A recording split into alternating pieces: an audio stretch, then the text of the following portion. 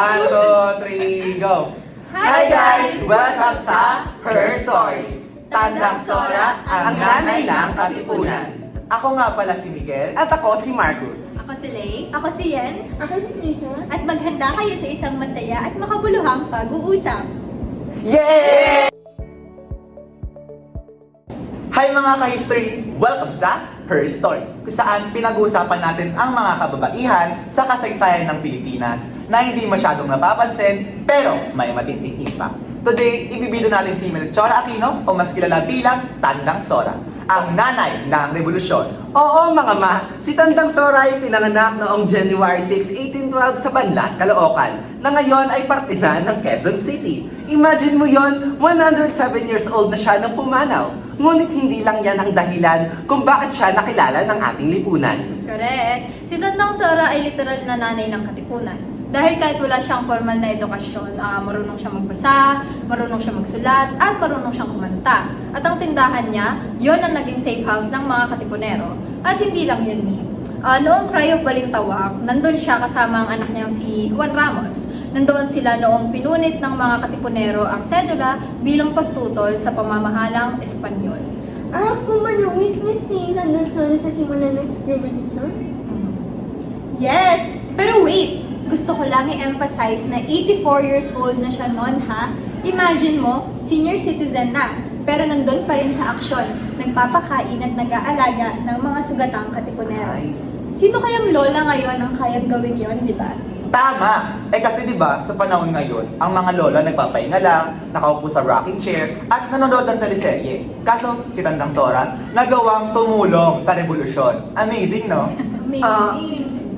Pero teka, hindi ba siya natakot? Parang sa edad niya na yon, pwedeng magpahinga na lang siya eh. Pero hindi eh. Saan kaya niya hinugot ang kanyang tapang? Yun nga ang malupit kay Tandang Sora. Kasi kahit na matanda na siya, hindi niya iniisip ang sarili niya na mahina siya. Ang iniisip niya ay kung paano siya makakatulong o matutulungan ang kanyang bayan. Kasi nga mga bakla, ina ng Katipunan ng dating niya, di ba? Oh. So, pero hindi naman forever safe ang lola ng mga Katipunero. Noong 1896 kasi nahulid siya ng mga Kastila, sinano, pero kahit anong pilit nila, hindi siya nagsalita. Grabe ang tapang. Ganun. Dead mo lang atake. Pero oo, at ang masakla pa doon, ipinatapon siya sa Guam. Gaano kalayo yun? Imagine mo yun, walang pamilya, walang kakilala, at walang suporta. Pero kahit ganun, ang kinahinatnan niya, hindi siya nagreklamo. Kaya nga mga ka-history, ang tibay, di ba? Isang matandang babae, pero hindi nagpatinag sa kasakiman ng mga Kastila. Pero bakit nga ba hindi siya masyadong kilala? Di ba dapat kasing big deal siya ni Jose Rizal o ni Andres Bonifacio? Yan ang tanong. Kasi kahit grabe ang ginawa niya, madalas hindi siya binibigyan na spotlight na deserve niya, di ba? Pero sa Quezon City, merong Tandang Sora Avenue at barangay na named after her. At noong 2012, nilipat yung mga labi o remains niya sa Tandang Sora National Shrine. Pero alam niyo ba, bago yun, hindi rin kaanong napapansin yung puntod niya. Parang napabayaan ka din. Pero grabe no, bago yan, may trivia pa tayo. At alam niyo ba, siya ang unang Pilipina na nagpunta sa Manalik Quezon noong 1951 hanggang 1952. Kaso parang walang masyadong nakakakilala sa kanya ngayon, no? And alam nyo ba, noong 1969, gumawa pa ng stamps ang US, United States Postal Service bilang tribute sa kanya. Imagine, na-recognize siya sa abroad. Pero dito, sa panahon ngayon, nakalimutan na siya ng mga tao.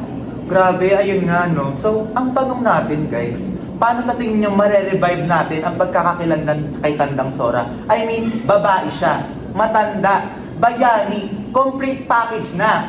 Ang katanungan na yan ay masasagot natin after ng commercial! Pa-order nga po ng giniling! Giling-giling, giling-giling, giling nyo na matunaw ang taba. Giling-giling, giling. So ayun, welcome back sa ating podcast na Her Story. So, balikan natin yung mga tanong kanina guys. Yung tanong ko na nasabi kanina. paano sa tingin nyo natin ma-revive or maibabalik yung pagkakakilanlan kay Tandang Sora? So, may mga idea pa kayo? Alam nyo, pwede tayong gumawa ng interactive exhibit. Parang escape room na katipunan themed.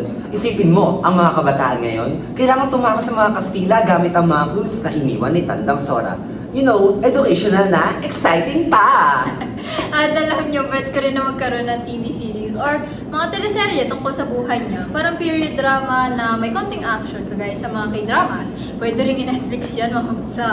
Tama. Tapos, pwede rin yung mga Kindle series na may title na Lola ng Katipunan, Tandang Sora Story. Para naman yung mga sama-silent ay may point usapan niya. Or kaya, yung mga schools dapat i-require ang mga bata na gumawa ng vlog tungkol kay Tandang Sora. Mas interactive, mas engaging, at mas relatable. And you know what, mga ka-history, sa panahon ngayon, ang daming kabataan na nagiging vocal sa injustice. Imagine kung mas ma-inspire sila sa kay Tandang Sora, di ba? Isang lola na walang inatrasan kahit kalaban pa ang mga Kastila. Totoo yan.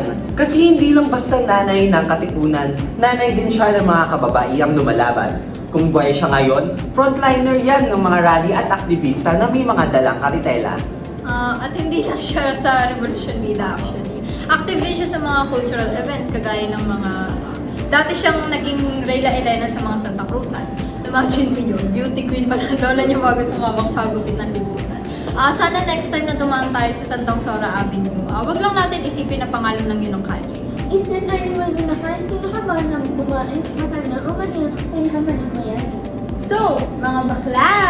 Ano natutunan natin kay Tandang Sora? Hindi lang siya ordinaryong lola.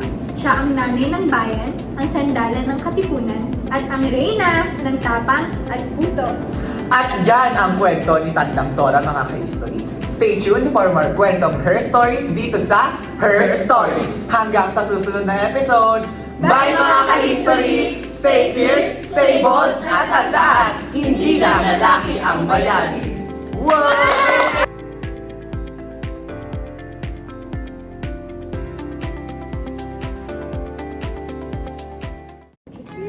So, narito po tayo ngayon sa Room 208 kung saan gaganapin ang podcast ng Pangkat, hindi ko alam. Mabuhay! Mabuhay! Ay, TikTok tayo. Perfect ako. Pakilala na tayo. Kat! Kapag next na bago magpunta si Marcos. Ngayon, guys, ano ba muna ang alam nyo kay Tandang Sora?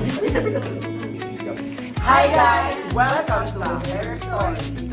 Ulit, ito, welcome sa Her Story. Tandang Sora, ang nanay.